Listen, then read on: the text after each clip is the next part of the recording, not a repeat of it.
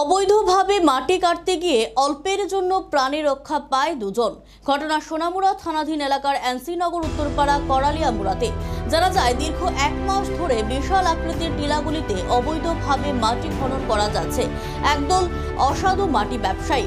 গতকাল এর ব্যতিক্রম ছিল না। জানা যায়, TR01 AF 1924 জেসিপি টিলার থেকে উপরে উঠে মাটি খনন করে কুদ্দুস মিয়া বাড়ি বেজিমারার কাঠারিয়া মোড়া এবং আনোয়ার হোসেন বাড়ি ময়নামা। গত বিকেল 4টে নাগাদ টিলা থেকে বড় মাটির ধস নেমে আসে। তাতে জেসিবি মাটির নিচে অর্ধেক ঢুকে যায়।